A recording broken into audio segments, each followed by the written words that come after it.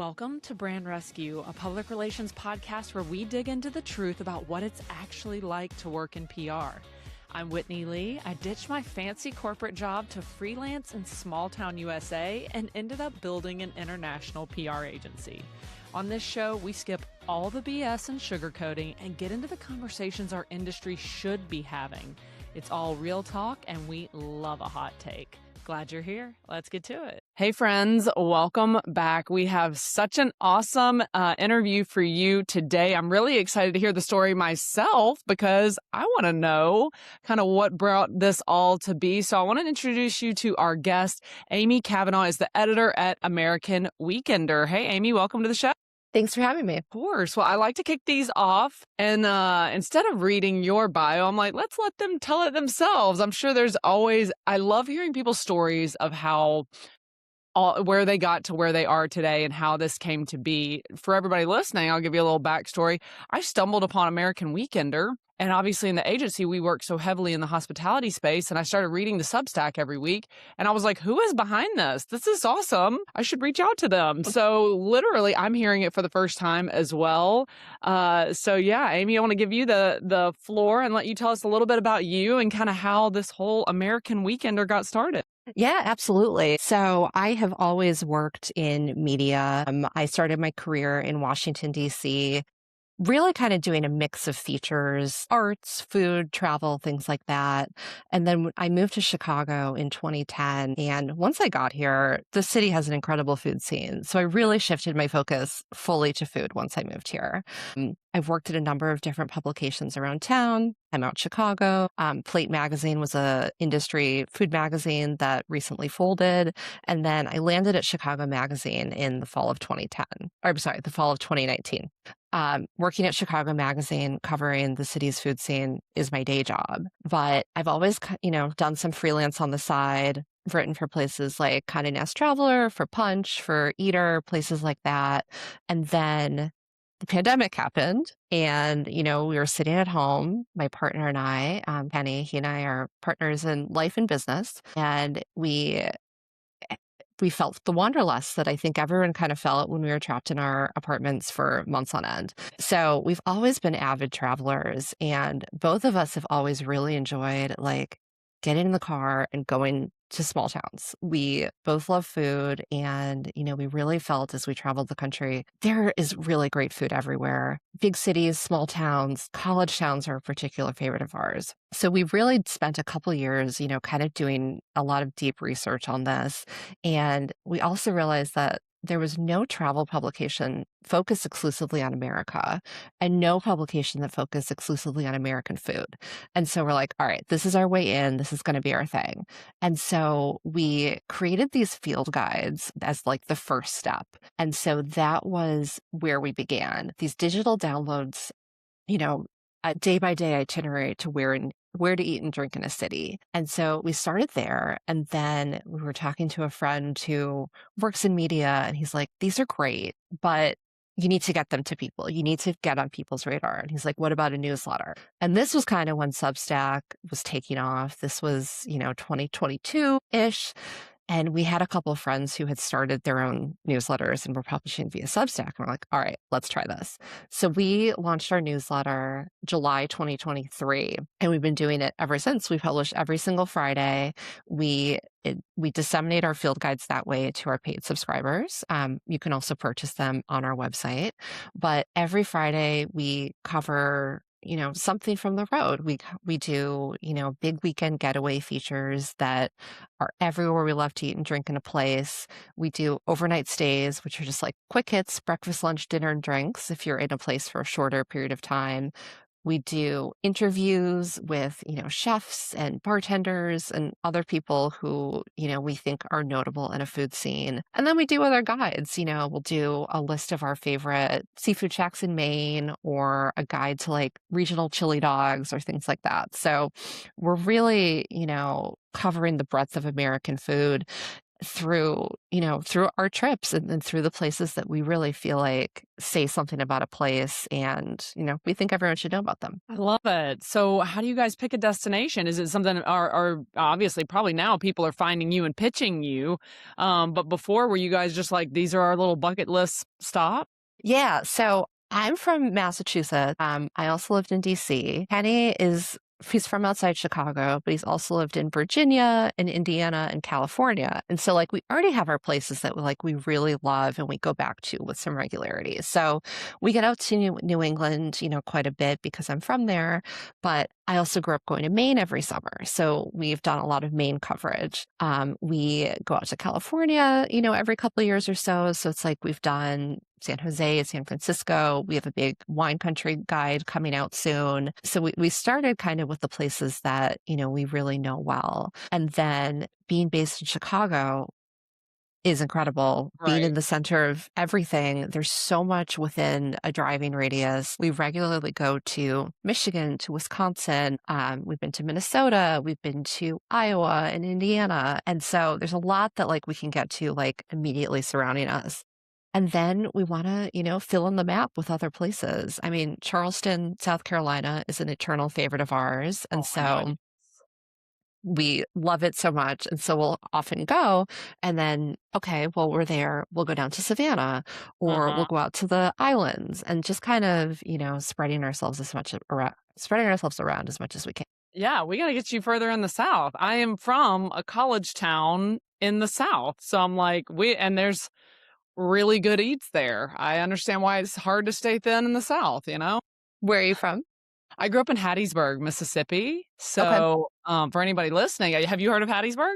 I've heard of Hattiesburg. Yeah. Wow. Okay. So, I mean, Hattiesburg's not like one horse town. When I tell people I'm from Mississippi, people are like, "Wow, did you have a red light in your city?" And I'm Yeah. like, "Okay, it's not Yep. that." I mean, the metro area is probably like 120,000 people, something like that, 100,000 people. But Southern Miss is there. So our claim to fame is Brett Favre was our quarterback, and Jimmy Buffett went to Southern Miss. So Okay. and then, of course, Whitney Lee, add that to the list of Yeah. stars that went to Southern Miss. But I love that you do the college town angle. I think that that's always, not just looking for fine dining. I think it's like looking for the quirky stuff. And I think a lot of college towns is where you find that probably. Absolutely. Yeah. We have covered actually Oxford, Mississippi, Yeah. Oh, where yeah. Ole Miss is, which we're Yeah. huge fans of. Yeah. Um, Charlottesville is another one, Madison, Wisconsin. I think that college towns just really you have often a very international population. So that kind of plays into it. You have people coming through, fresh people every year starting school, who are exploring it for the first time. And so, Yep. when we were recently in Bloomington, Indiana, and so we talked to some alums of Indiana University, and we're like, all right, what were the places that you loved when you were going to school here? And so many of them are still there. So you find this longevity that really Yes. means a lot to people who spent some time there. So I was just huge, about to say huge the fan. same thing. Yeah, I was about to say the same thing. It's like you have this, that is such a, if you had the traditional college experience, that's such a piece of your life that is like so memorable for a lot of people. So it's like, and the food is a big part of that. So okay, let's back up for a sec because I know a lot of PR people listen to this, so they 1000% know what Substack is. But maybe for our hospitality people listening in, share a little bit about what Substack is and kind of how that works. Yeah, so Substack is a newsletter platform and it has since evolved and now there's a social component. It's kind of similar to a Twitter or a Threads. You can do video, you can do podcasts through that. We really are using it, to send out our newsletter and it is, a super easy platform to use.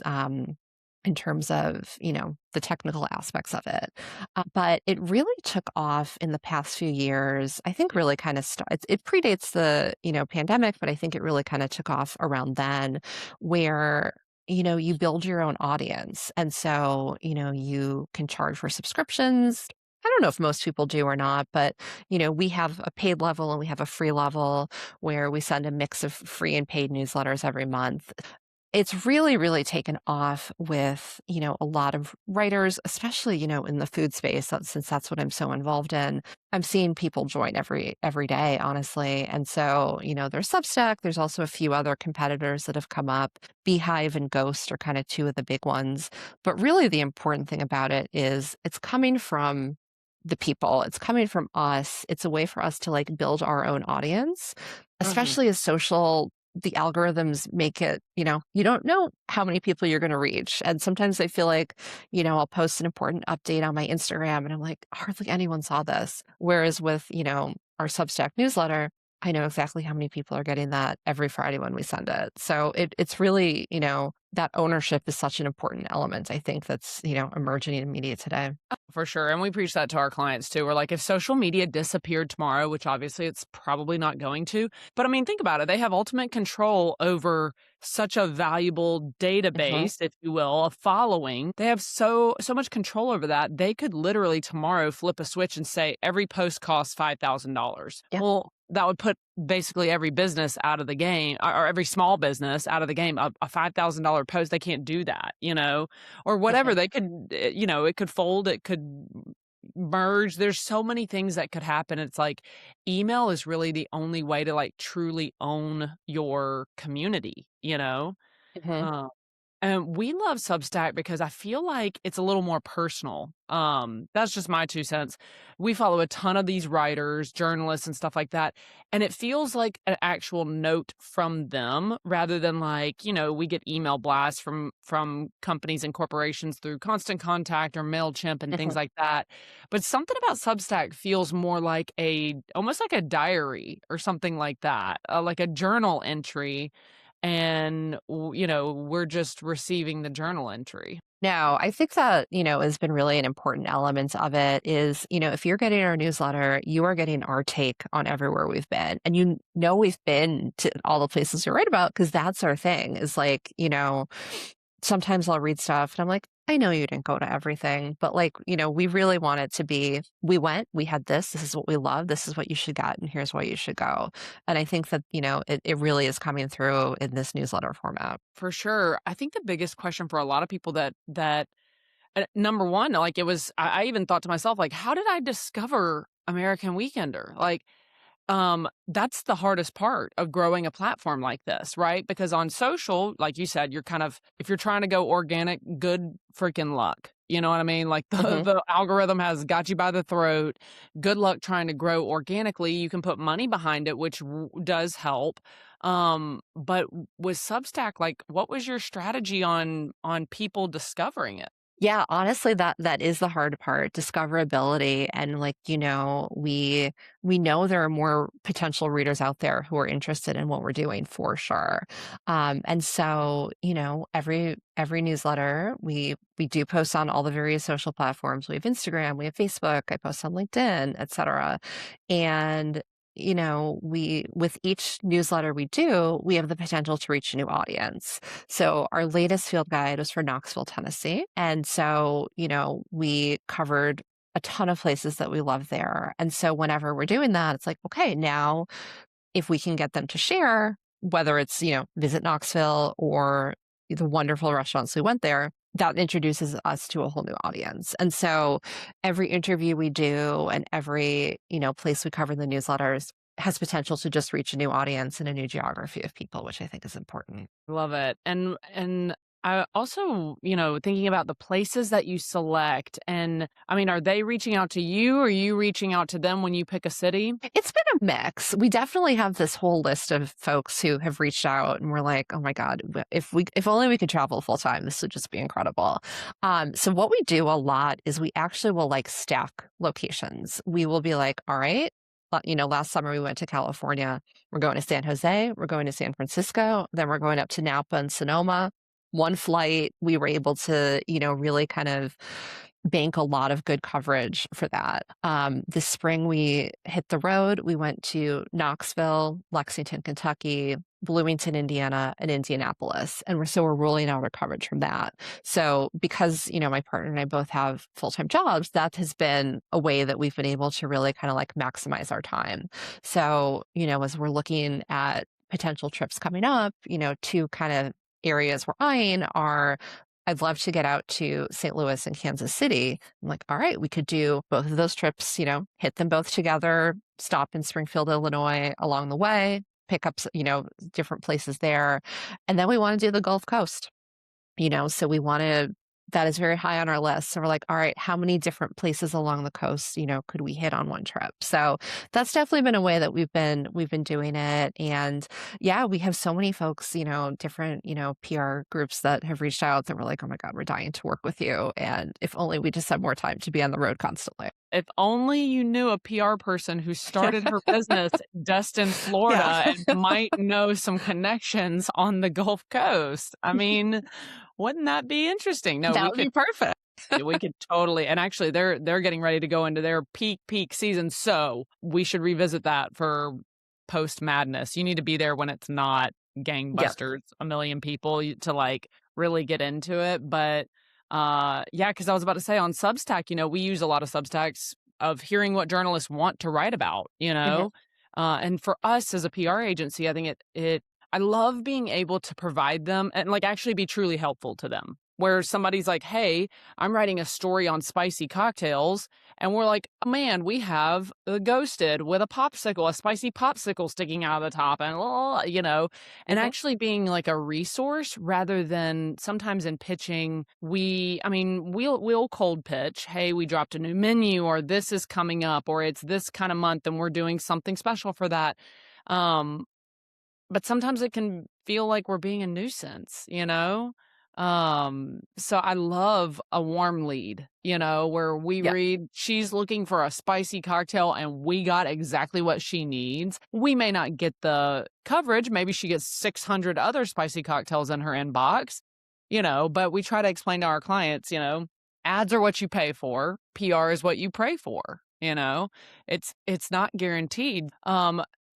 One thing I would love to chat about too, in general in the hospitality space, is educating our clients on what the difference is in hosting someone like you versus hosting an influencer. Because now I feel like the lines are getting, not on our half, but on the client's half, the lines are getting so blurred on what to expect. And, when you drop into somewhere or they want to host you, kind of tell me how you negotiate that and what I don't want to say what promises are made, but what does the relationship look like when someone's like, hey, we want to host you at ABC Diner? Yeah, and I totally understand like where confusion comes from because media has just been changing so much so quickly that it's like kind of hard to know what everyone does and what everyone's role is within the industry. So we typically look for assistance with hotels. So Mhm. when we, go out to Portland, Oregon, the thing that we need most is hotel assistance. And so we really have retained our itinerary. Food is our passion. And so like anytime I'm going somewhere, I'm like, all right, I have a list of like 25 restaurants I want to go to. Here's what I'll often, say to the publicist, here's what I mapped out. What do you think? Does this, have I missed something that, really speaks to your food scene? Are there any recommendations that are like kind of the hot new thing that like just hasn't crossed my radar yet? And that's how we'll often find things that are like, oh, this new bakery is incredible. You have to go. And that's how we found this wonderful bakery in Buffalo, New York, of just the publicist checked my itinerary. She's like, this looks great, but you got to go to Butterblock. So I was like, okay. And so we really, we certainly don't promise coverage. However, if we're taking a trip somewhere, we have to do it. We don't have the time to, be like, well, we took this trip. There's nothing. There's always something with our perspective and how we do it is that, we know that there's good food everywhere. We know that any place we're going is a place that our readers would be interested in traveling because our readers are very interested in domestic travel. If they're not going on vacations, maybe they're going for work or for a wedding or something. And so we're always trying to point people to what the best places are. And so the best way we do that is we come in, we eat and drink at as many places as we possibly can, and then we pick our favorites and write about them. Sometimes everything is a slam dunk. it absolutely has happened a lot where we go on a trip and we're like, everything has been fantastic. We include every place we go. And other times we're like, some of these, maybe quite not, aren't up to our standards, and so we won't include them in our piece. But yeah, we really, for working with us, assistance with hotels is the big thing. And then, we've worked with some, other, local visitors bureaus who've assisted with like Uber codes and things like that, which also really makes our job easier too. So, um, I know that, influencers or other journalists work different ways as well. And I've done, more traditional press trips with my day job now, and with the way we kind of work at American Weekender. Like a classic press trip doesn't work super well for me. But we've been lucky to, be able to work with some wonderful PR folks who've been able to assist us in other ways. And I've noticed in general, the world of like FAMs and press trips is also changing, because I just feel like everything is so much more casual now. It used to be so buttoned up of like, here's the itinerary, everyone Yep. must be in attendance. And now like most of the FAMs or press trips that we host are so casual. We like let people go at their leisure. We don't force, like if we're doing a FAM, we don't force everybody to eat together. It's like, I want you to experience it the same way a guest would experience it. And if you're having to sit across the table and have small talk, not everybody's a PR person. I enjoy that, right? I'm pretty extroverted, Hmm. depending on what side of the bed I woke up on that morning.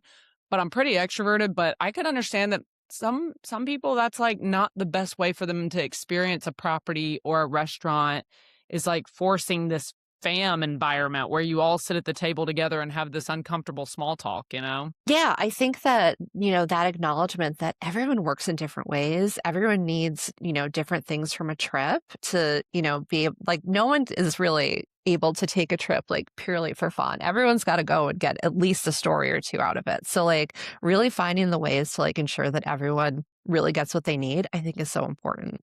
I mean, but I've also made friends on, some press trips I've done in the past that I've, still stayed in contact with, which has been great. But yeah, I kind of like the more casual nature of like, all right, this person needs this person needs this, to make sure that everyone really gets what they need. Yeah, as long as they hit the restaurant, they hit this, they hit that. I don't care when they do it on their trip. Hmm. Um, and letting them kind of enjoy it at their leisure. Okay, so I have a question. When you pick a place, like let's say you're going to a city and you've decided, I want to go to this restaurant, do you let them know you're coming, or do you just drop in? It can depend.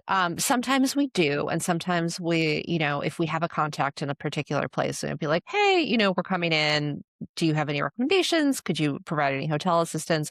We don't always, though, just for, ease of trip. Sometimes if like we are here for a very brief time, we need to, kind of get in and get out. But we've also had some folks reach out from the road, which I really applaud, where, we were in Lexington and we're like, all right, we're here for one night.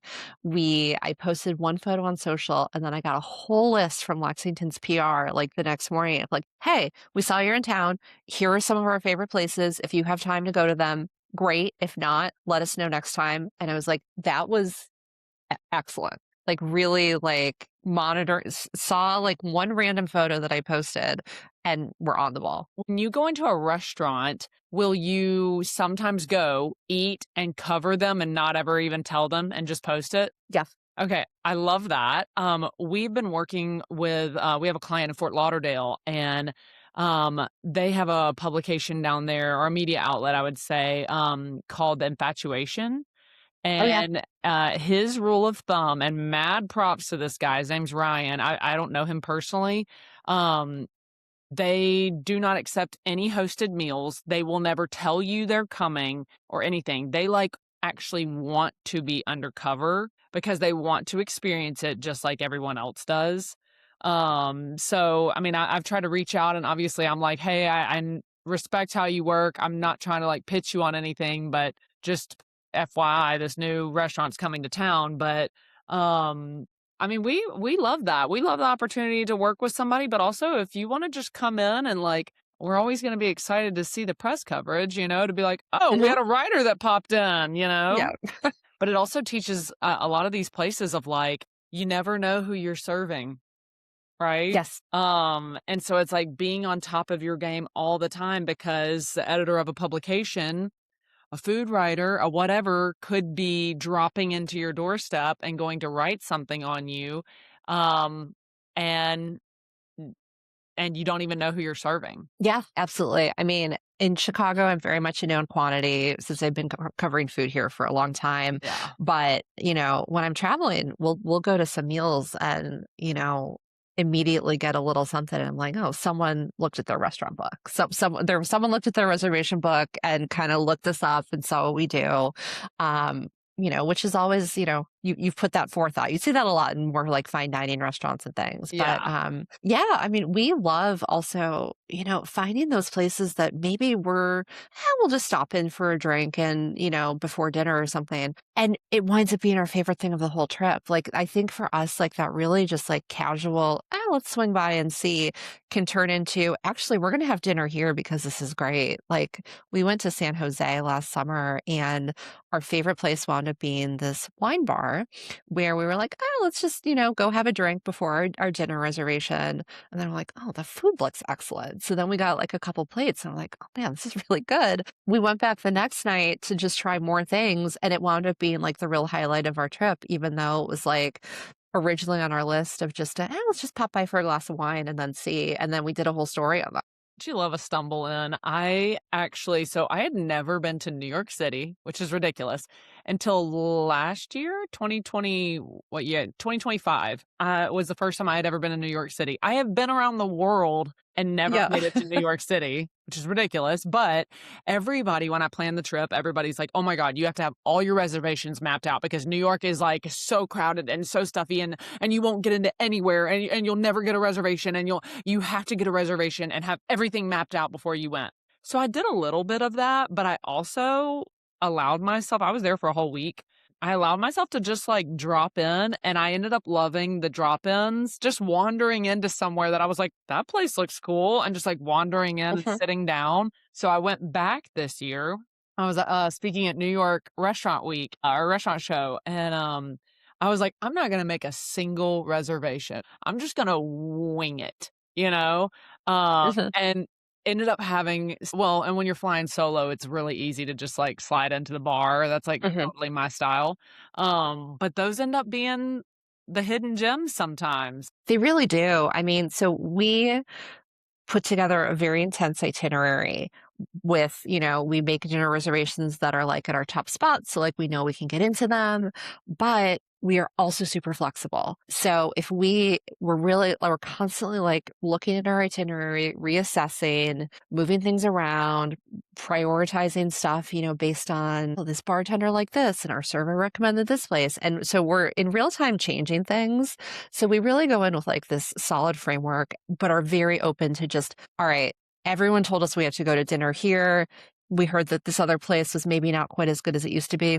Let's completely change our plans and have dinner there instead. So we do that all the time. And I think like that flexibility is really key. It's like there's so many places that we find out about once we're in a destination that never came up in any of our research. And so it's like I think being open to changing your plans is where you'll find the best things. 1000%. And I always say, ask the servers because the servers, They know. they know the food scene. I was a server, a bartender for all of college and grad school and all that.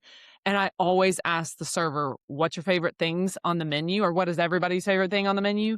And what else in town? Where else should I stumble into, you know? Mhm. And I feel like that's where you find the real story, you know? Absolutely. Yeah, we try and go to what we think is going to be the best cocktail bar in town. Cocktails are a big part of our coverage at American Yeah. Weekenders. So we're like, all right, what's the best place? We're going to start there and say, who else do you think is doing, cocktails at your level? And we'll often hear things that hadn't come up, or we'll hear that like, actually, this other place was great, but they just, the whole staff turned over or something. And we're like, all right, we can cross that off the list and then, try these new recommendations. So really tap the people who live there, when you're traveling is, such a good tip. Yeah, and the a lot of the local small town mom and pops, like they have no knowledge of SEO, they have no knowledge of websites, they have no knowledge about, and they can't afford an agency, and so They are literally fully driven off of stumble in or personal recommendation. And also, if I can get a little geeky for a hot second, the amount of our clients that use pop websites, they're like, but it's free with our POS system. We get a free Yeah. website. And I'm like, yeah, but newsflash, that free website, you are now invisible to Google. Like, it's literally a placeholder. Like, no one is going to be able to search and find you with a pop website. So invest. I mean, heck, now AI can build your website for you in like 10 seconds, but the times they are changing for sure. How do you manage if you have a really, okay, like let's say you negotiated for someone to treat you and you're going to come in and experience the restaurant or the hotel or whatever, and you have a really negative experience. How do you handle that if they feel like they're guaranteed coverage, but the guaranteed coverage they're going to get isn't going to be the best reflection, you know? I mean, thankfully, that is not something I have had to experience very often, which is great. But I feel like when we've worked with like publicists, to assist with like hotel accommodations, we've really worked with publicists who like understand us and how we work and like what's important to us. And they really like point us to the place that seems to make the most sense for us. So like when we went to Portland last summer and, we worked with Visit Port or Travel Portland and they're like, what hotels, in town sounds good? And they were like, these are some that, we recommend. And we were like, well, really kind of the most important thing for us is these all sound great, but like geography. Where can we walk to restaurants? Where can we walk to bars? And they kind of helped us find like, this is going to be the one that's right for you. So thankfully, we have not had to deal with that. I am sure that, folks who've done more hosted trips and things than us have had to deal with that. But as with all things, I think communication is very key, really being kind of upfront about like what you do, what you're hoping to get out of the trip, I think is huge. And so, with us, it's like if we're coming somewhere, we want to get, a field guide, which is our, digital downloadable guides. We want to get at least a couple newsletters. We want to get, weekend getaway with here are all the things that we loved in a place. We're also looking for, could we do a feature on what your signature local dishes, whatever that may be, whether it's, the Delta tamales in the Mississippi Delta or something like that. Like we want to find out like what is, the stuff we should be covering. And so once we're there, we're making sure to like hit all those places. And we really, I think we've really kind of gotten across what we covered so far, but like we love the lowbrow, we love your taco joints, we love your burger trucks, we love hot dogs, and we go to fine dining tasting menus. We really like span the gamut. And we also love, newer places, like what are kind of the places that are getting the buzz, getting the attention. And then your 100-year-old plus restaurants. What are like the signature like classics that like make a place a place? And so I think, being upfront about like, this is the kind of experience we're looking to have, and here's what we're hoping to get out of it is the best way to like upfront approach, like, this is what it's going to be. And here are some ways that maybe we could work together on that.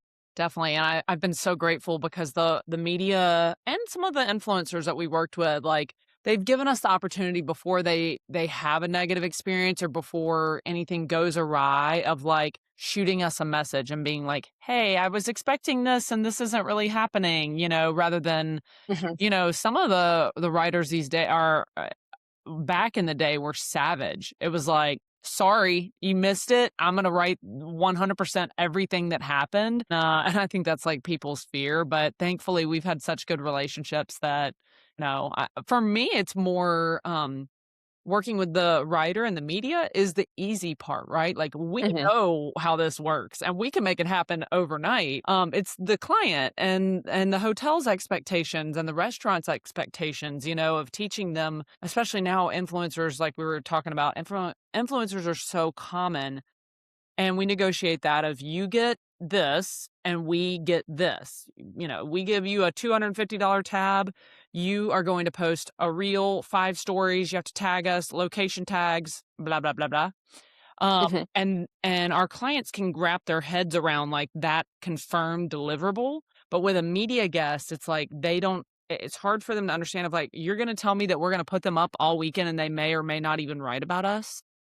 And I'm like, yeah, Mhm. that's how it works. Even with like awards, we had a client that was up for a really big top tier publications award. And they had to come for the weekend and experience the property to make sure, everything we put Mhm. on the application was true and all that.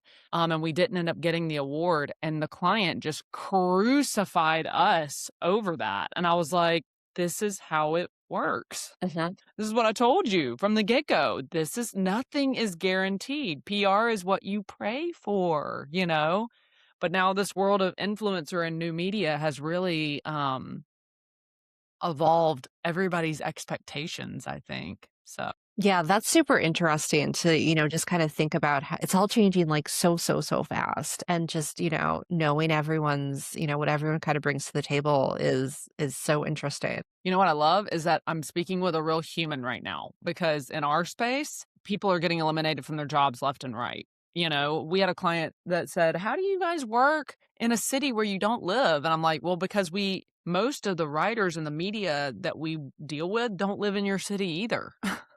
Right. Like everything has become so centralized or people are losing jobs left and right and that kind of thing that I'm just really grateful for the real human relationships that we still have because everything I feel like everyone's becoming freelance, everyone is shifting and a PR person's value used to be who do you know and what writers do you know? And now I'm like, good luck if that's what you're hanging your hat on because writers are changing. Writers are, like everything is evolving so much that your Rolodex, and your local connections it doesn't get you what it used to get you.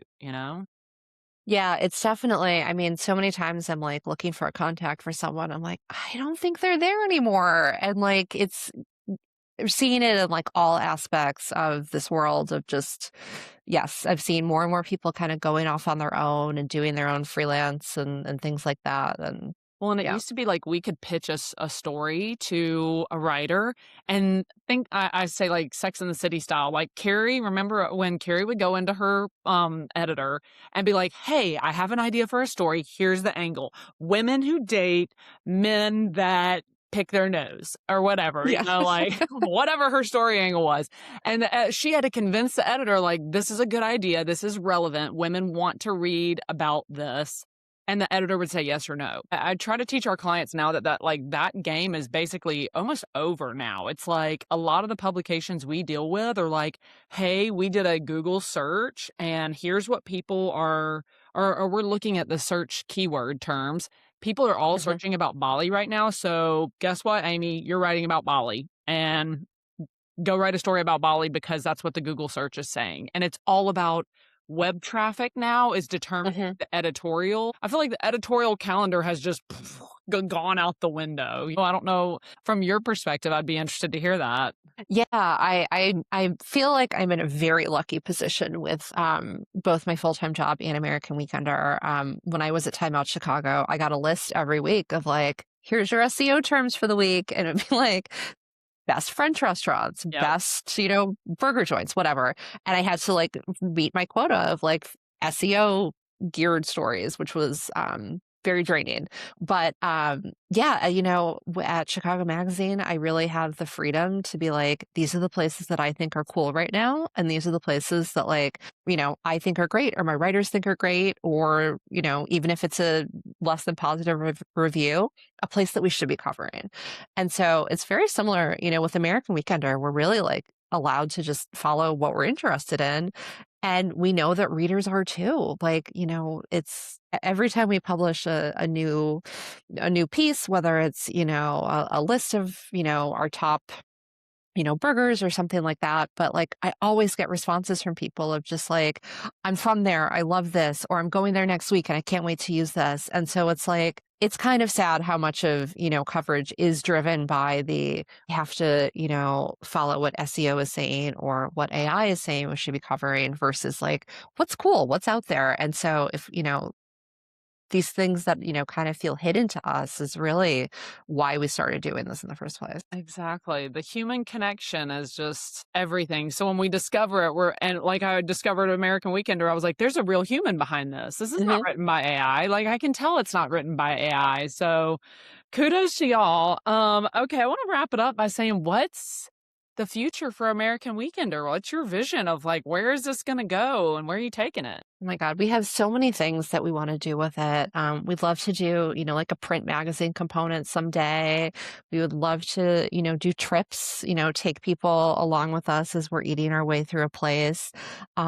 So much that we can do. Like covering American food means that like we will never run out of things to cover. Like truly, like I'm overwhelmed at like the number of places I want to go for it and the number of, dishes I want to dig into and explore. So, for now, it's going to be the Friday newsletter with our monthly field guides, but like definitely in the future, something we want to grow. Forget Rick Steves, like Amy and American Weekenders on the way. So love it. Well, it's so fun following you. I'm so glad we got to meet. What an awesome story of how all this came to be. And I'm so excited to see where all you're going to go. We will totally make, if you want to do South Mississippi and if you want to do Gulf Coast, those are my two homes from way back. So we can totally make that happen. But this has been so amazing. If anybody wants to follow the Substack or if they want to connect with you, an American Weekender, tell them how they can find you. Yeah. So if you go to AmericanWeekender.com, you can subscribe to our newsletter that way. And you can also find all of our field guides